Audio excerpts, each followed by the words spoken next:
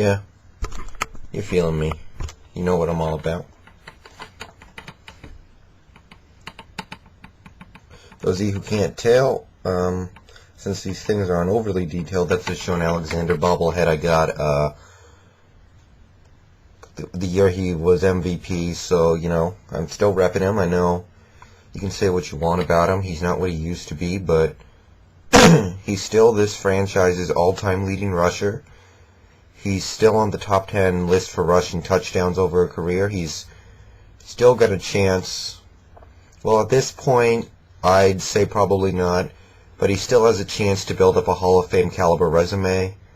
We'll see how the voters look at him a couple of years down the road, because, you know, they might just look at his numbers and go, wow, he scored a lot of touchdowns, but if they think about it really hard, they would probably start thinking, well, you know, he didn't have all that many yards in comparison to his touchdowns, and he ran behind a really good offensive line for most of his career and stuff like that. So if you start thinking like that, maybe you think about it, but, you know, he's got a shot, so, you know, I'm still repping him, still a fan of him, never really stopped being one, you know.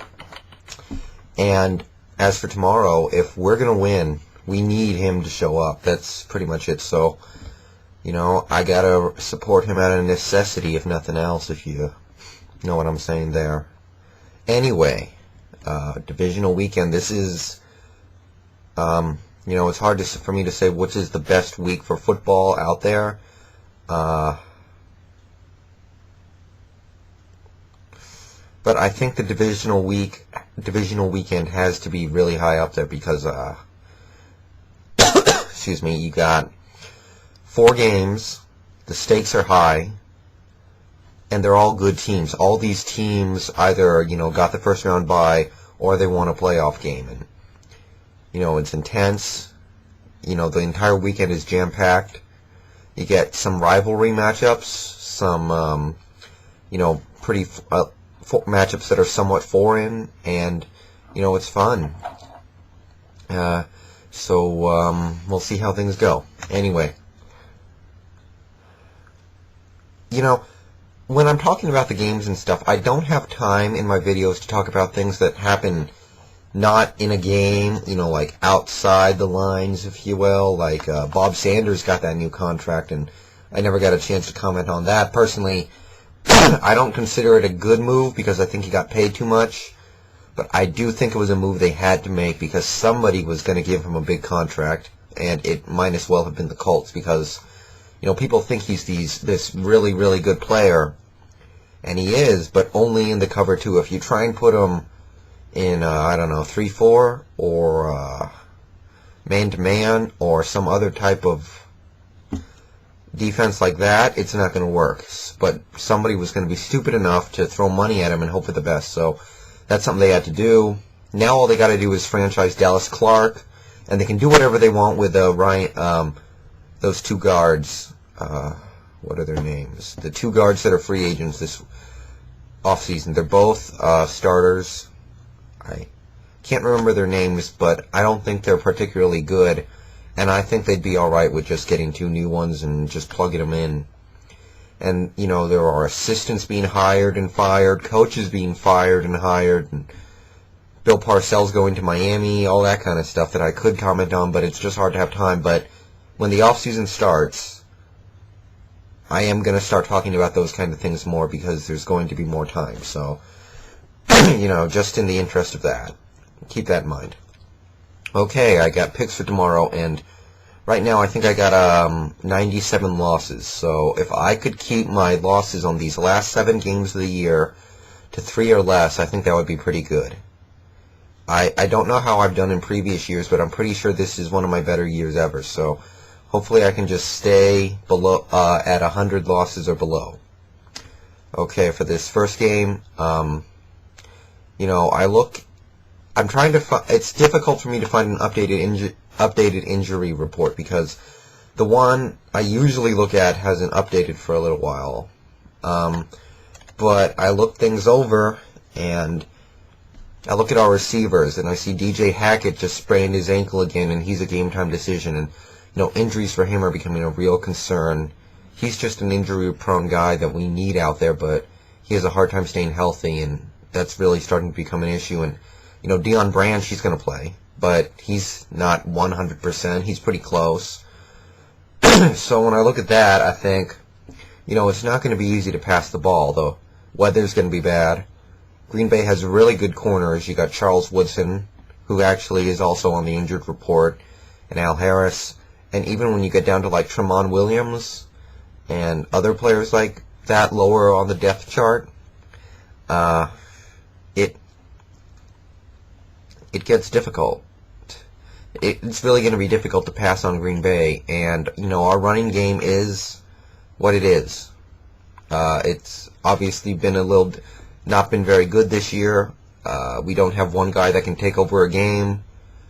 Personally, I believe that Sean, when healthy, can, because if you look at earlier this season, he was doing fine, and then he got hurt in the Bengals game, and ever since then it hasn't been the same. But in any case, I don't know if we can run the ball, so we're not going to be able to score many points. I don't see us being able to move the ball consistently, but, I look at our defense. It's most of the year. It showed up and played really well. Last week against Washington, we had pressure all day on Todd Collins. We got those 2 turnovers at the end when it was crucial. Well, one of them was crucial. We held them out of the other side of the field for almost the first 3 quarters. So we can hold Green Bay's offense, I think. They can run the ball with Ryan Grant now, but he's not an LT or LJ or one of those guys. He's not. We can hold him down. I'm pretty confident. He's no better than Clinton Portis.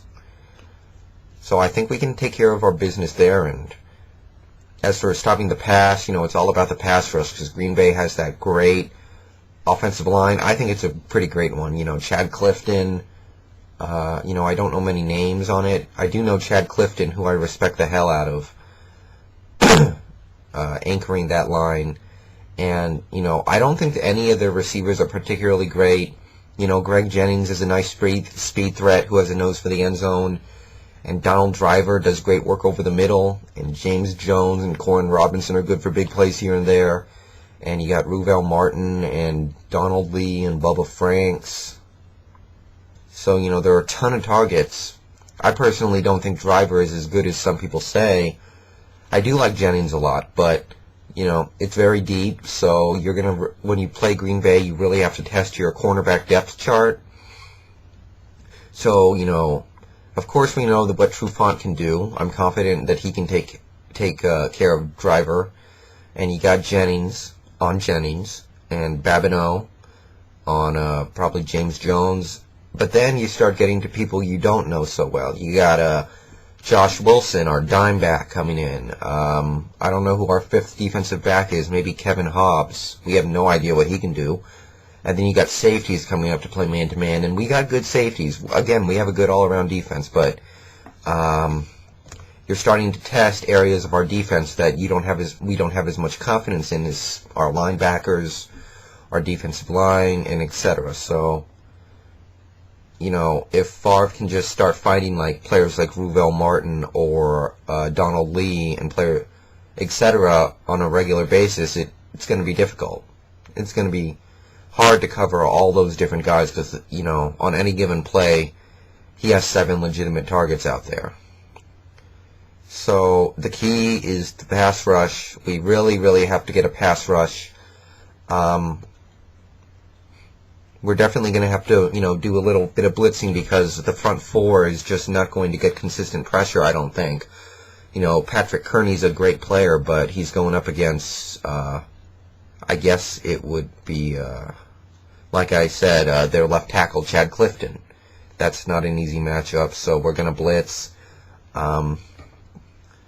Really, I see this being a pretty low-scoring game, and,